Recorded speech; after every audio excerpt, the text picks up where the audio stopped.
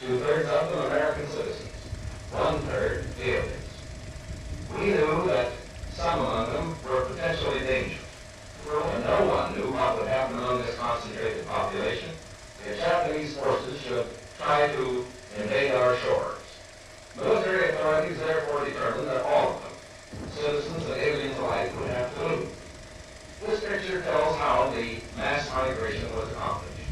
Neither the Army nor the War Relocation Authority relished the idea of taking men, women, and children from their homes, their shops, and their farms. So the military and civilian agencies alike determined to do the job as a democracy should, with real consideration for the people involved. First attention was given to the problems of sabotage and espionage. Now, here at San Francisco, for example, convoys were being made up within sight of possible Axis agents. There were more Japanese in Los Angeles than in any other area. The nearby San Pedro, houses and hotels occupied almost exclusively by Japanese were within a stone's throw of a naval air base, shipyards, oil wells. Japanese fishermen had every opportunity to watch the movement of our ships. Japanese farmers were living close to vital aircraft plants. So in the first step, all Japanese were required to move from critical areas such as these. But of course, this limited evacuation was the solution to only part of the problem. The larger problem, the uncertainty of what would happen among these people in case of a Japanese invasion, still remained. That is why the commanding general of the Western Defense Command determined that all Japanese within the coastal areas should move inland. Immediately, the Army began mapping evacuation areas and for a time encouraged the Japanese to leave voluntarily. The trouble for the voluntary evacuees soon threatened in many locations, so the program was quickly put on a timed and protected basis.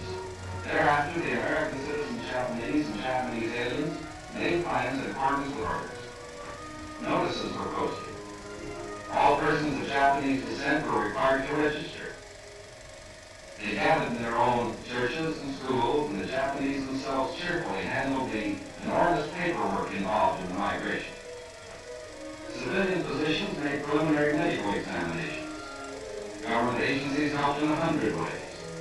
They helped the evacuees find tenants for their farms. They helped businessmen lease, sell, or store their property. This aid was financed by the government. The quick disposal of property often involved financial sacrifice for the evacuees. Now the actual migration got underway. The Army provided fleets of vans to transport household belongings and buses to move the people to assembly centers. The evacuees cooperated wholeheartedly. The many loyal among them felt that this was a sacrifice they could make in behalf of America's war effort. In small towns as well as large, up and down the coast, the moving continued.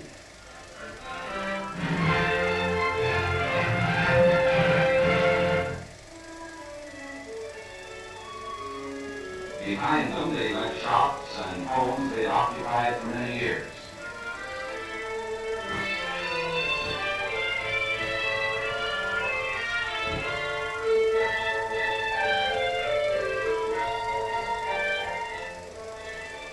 Their fishing fleets were impounded and left under guard. Now they were taken to racetracks and fairgrounds where the Army almost overnight had built assembly centers.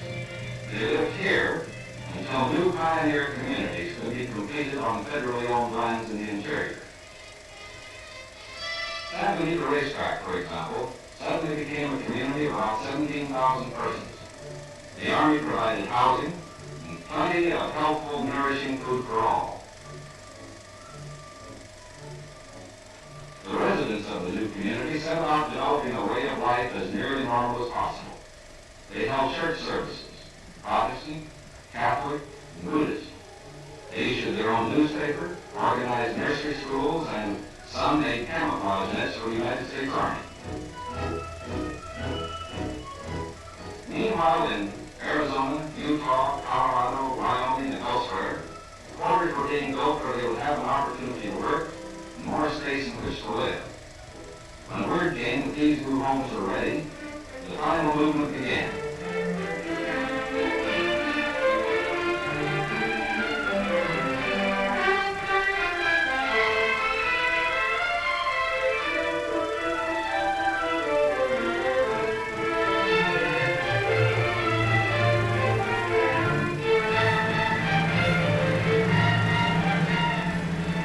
At each relocation center, evacuees were met by an advanced contingent of Japanese who had arrived some days earlier and who now act in disguise.